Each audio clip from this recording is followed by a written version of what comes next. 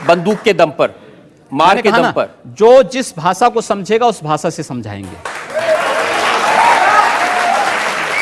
और अगर दूसरे लोगों ने भी इसी तरह की भाषा का इस्तेमाल किया तब क्या करेंगे आप? मैंने कहा ना, जो जिस भाषा को समझेगा उस भाषा में जवाब देंगे।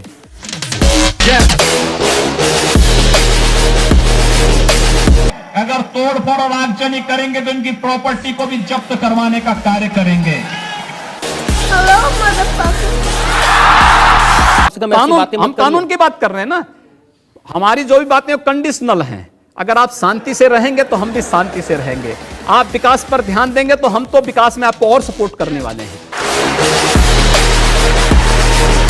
जो अपराधी हैं वो जेल में जाएंगे या यमराज के पास जाएंगे, ये क्या बात है? तो मैं क्या अपराधियों की आरती उतारूं?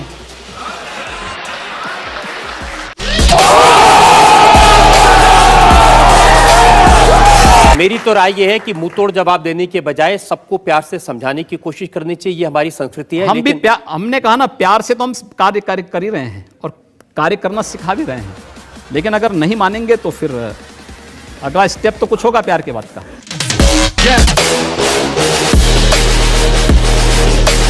ये कौन सी बात है कि अपराधी गोली चलाएं और हम पुलिस वाले से कहें कि भाई तुम अपने हाथ बांधे रहो? नहीं, मैंने ये नहीं और जब गोली चल जाए तो उसके बाद जो है तब जाके तुम गोली चलाना।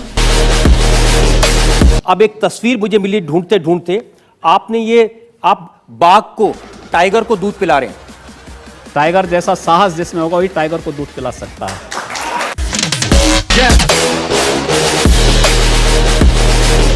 ये जो बात बोलते हैं कि हिंदू युवा बानी बंदूक बांटेगी, आप ये बोलते हैं मेरा ये वक्तव्य नहीं, लेकिन अगर रक्षा के लिए आवश्यक होगा तो बांटना चाहिए।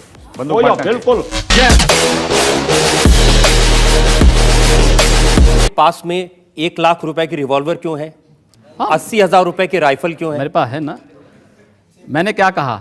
दहशत फैलाने के लिए। एक सन्यासी होने के नाते हमारे पास दोनों की सन्यास की हमारी जो प्रशिक्षण होता है वो दोनों का होता है। शास्त्र का होता है तो शस्त्र का भी होता है।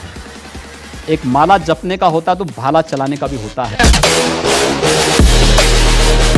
भाई अगर कोई मरने के लिए आ ही रहा है तो जिंदा कहां से हो जाएगा? लेकिन पुलिस की गोली से कोई नहीं मरा। जो मरे हैं उपद्रवी उपद्रवियों की ही गोली से मरे।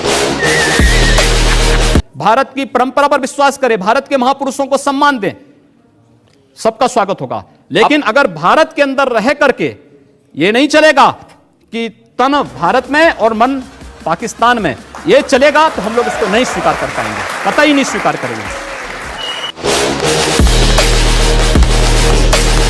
जो आप बात कहते हैं हथियार वाली, संविधान में कहीं लिखी हुई है? ये मेरा वक्तव्य कहीं है ही नहीं, तो आप अपने तरीके से अपने बात को मेरे मुंह में डाल रहे हैं, तो मैं उसकी बात कहां से कर सकता हूं। लेकिन ये शास्त्र सम्मत है तो मुझे लगता है कि शास्त्र सम्मत है तो हमें उसका अनुपालन करना चाहिए। अगर कोई आपको मारेगा तो मुझे लगता है कि सामने कोई मानव होगा तो उस मानव को आप ये मान सकते हैं कि आपने एक थप्पड़ मारा, आप दूसरा थप्पड़ भी सहन कर सकते हैं।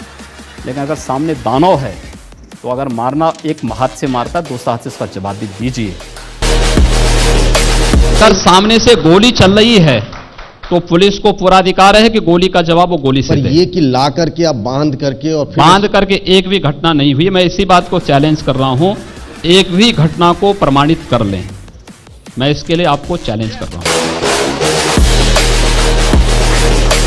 मुझे लगता है जब कानून और व्यवस्था फेल हो जाती है, जंगल राज हो जाता है, तो जंगल राज का जवाब जैसे को तैसा देने की तैयारी होनी ही चाहिए। सरेआम किसी पुलिस के कर्मी को गोली मार दे रहा है,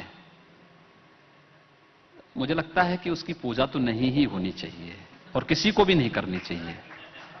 देखिए, जीने का अधिकार प्रत्येक व्यक्ति को है, लेकिन किसी को भी अधिकार नहीं कि दूसरे के जीने के अधिकार को छीन ले। और अगर कोई छीनता है तो मुझे लगता है उसके साथ वैसे ही व्यवहार किया जाना चाहिए। और अगर अगला पक्ष शांति से नहीं रहेगा तो क्या करेंगे? अगर शांति से नहीं रहेगा तो उसको शांति से रहना सिखाएंगे। और सबसे बड़ा अजूबा तो दिल्ली के मुख्यमंत्री स्वयं ही हो गए। पता ही नहीं लगता वो मुख्यमंत्री हैं या धरना मंत्री हैं। हर विकास की कोई योजना आती है वे धरने में बैठ जाते हैं। अगर कोई आपको मारता है, प्रशासन कार्रवाई नहीं करता है, आप हाथ पर हाथ धरे रहे मत बैठिए, उसका प्रतिकार करिए।